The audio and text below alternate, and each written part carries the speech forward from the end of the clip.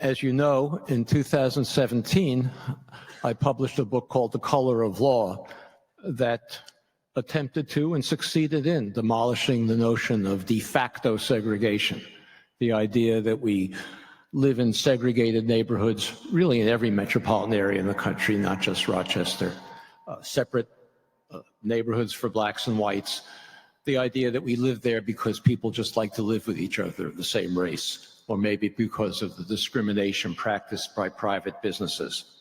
What I showed in that book is that that's an utter myth. The reality is that we have an apartheid society, that the reason we live in segregated neighborhoods everywhere is because of explicit, racially explicit government policy at the federal, state, and local levels designed to ensure that African Americans and whites could not live near one another anywhere in this country. The most powerful of these policies still maintain the segregated patterns that we have today. They're no longer practiced, but they don't need to be because they were so powerful. Perhaps one that you may remember if you read that book or heard me talk about this before is the policy of the Federal Housing Administration and Veterans Administrations in the post-World War II period that subsidized whites who then were living in urban areas to move to single-family homes in all-white suburbs from which African Americans were explicitly excluded. As a result of that, the white families who were subsidized by the federal government to buy homes in these suburbs, they were inexpensive at the time, affordable to any returning war veteran or anybody with a job in the post-war economy. In those days, they sold for about, in today's dollars, about $100,000. Those families, those white families, gained equity, wealth from the appreciation and the value of those homes. African Americans who were prohibited, explicitly prohibited from participating in this program that generated wealth, even at a time when they could easily have afforded to buy those homes, gained no such wealth. The result is that today, on average, African American incomes are about 60% of white incomes. African American wealth is only about 5% of white wealth. You'd think that if the income ratio is 60%, the wealth ratio would be the same. People can save the same amount of money from the same incomes. But that enormous disparity between a 60% income ratio and a 5% wealth ratio is entirely attributable to unconstitutional federal housing policy that was practiced in the mid-20th century, and it has never been remedied. Well, I wrote that book and gave many talks in here in 90-degree weather and elsewhere in the country in places that were much cooler. And everywhere I went, and people who read that book asked me, well, what can we do about it now? It seems impossible to do anything about.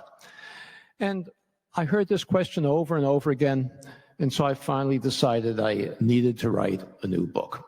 And I recruited my daughter, Leah Rothstein, who knows more about housing policy than I do. I was a historian. The book of history was The Color of Law. I recruited her to help me write this new book. And in the course of it, we discovered dozens and dozens and dozens of policies, all at the local level, that could redress segregation if people were organized.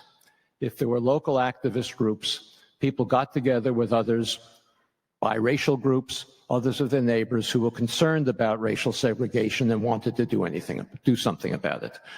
We don't believe that there's a will at the national level to take significant action to redress segregation, but to get started, we don't need a national will. What we need is the commitment of local people in every community, to begin to take that kind of action. The first step, obviously, is for people to create those kinds of committees. We begin the book, the new book, Just Action, by describing how many cases that was done. It's not so hard to do if you set your mind to do it. We point out that 20 million Americans participated in Black Lives Matter demonstrations in 2020. Blacks and whites, urban and suburban people, low-income, middle-income people. It was a very diverse both racially and economically and geographically movement, the largest movement in American history in support of racial justice.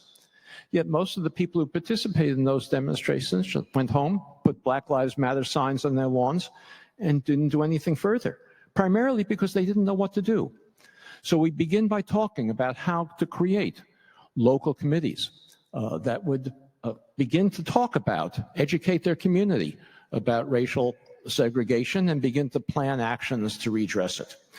We talk about one example, for example, of a photographer in Chicago who took photographs of homes on the white north side and the south black side of Chicago, called the homes that were similar map twins, and knocked on the door of the people who lived in those homes and said, "Do you want to meet your map twin?"